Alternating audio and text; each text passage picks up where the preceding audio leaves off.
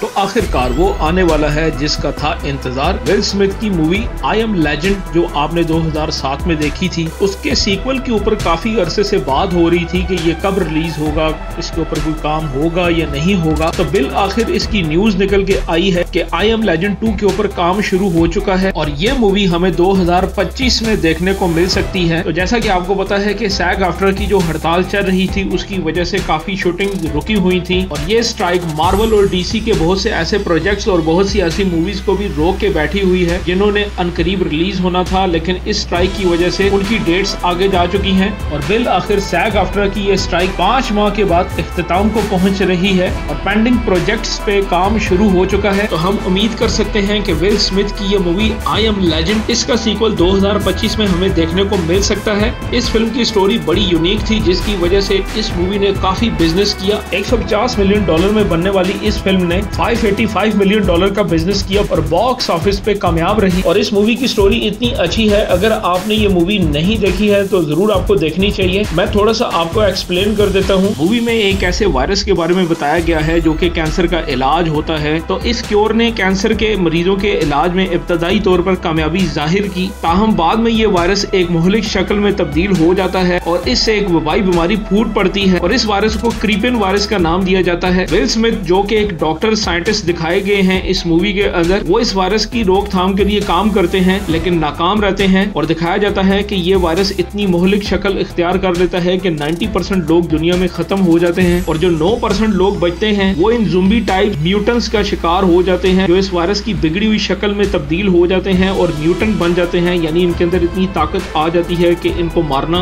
मुश्किल होता है। लेकिन ये ड्रैकुला की तरह होते हैं, सूरज की रोशनी में नहीं निकल सकते, बर्दाश्त नहीं कर सकते। और पूरी मूवी विल स्मिथ के ऊपर घूमती है जो कि एक साइंटिस्ट डॉक्टर हैं और वो इसका क्योर तलाश कर रहे होते हैं और एंड पे वो इसका क्योर तलाश भी कर लेते हैं, लेकिन उस वक्त तक देर हो चुकी होती है और ये म्यूटेंट इसके ऊपर अटैक कर देते हैं। और विल स्मिथ के साथ एक और फैमिली होती है, एक लेडी और उसका बेटा होता है। उनको बचाने के लिए विल स्मिथ उनको भगा देते हैं और जो क्योर निकलता है वो उनके हाथ में दे देते हैं और एक ग्रेनेड निकालते हैं और जैसे ही इन म्यूटेंट का जो लीडर होता है वो इसके ऊपर अटैक करता है, तो जैसे ही म्यूटेंट इनके ऊपर अटैक करता है तो विल स्मिथ ग्रेनेड की पिन को खींच देते हैं और एक ब्लास्ट होता है और वहां से सीन को चेंज करके दिखाया जाता है और वो लेडी और वो बच्चा एक ऐसी जगह पे दिखाए जाते हैं जहां पे जिंदा लोग मौजूद होते हैं। तो इस मूवी का जो सबसे इंटरेस्टिंग पार्ट है वो ये है कि इसकी 2 एंडिंग्स दिखाई गई हैं। जो थिएटर्स के अंदर एंडिंग दिखाई गई है वो ये है जो अभी मैंने आपको बताई है, लेकिन एक और एंडिंग इसकी रिलीज की गई थी जिसमें ये दिखाया जाता है कि म्यूटेंट्स का जो लीडर होता है और जिस लेडी म्यूटेंट के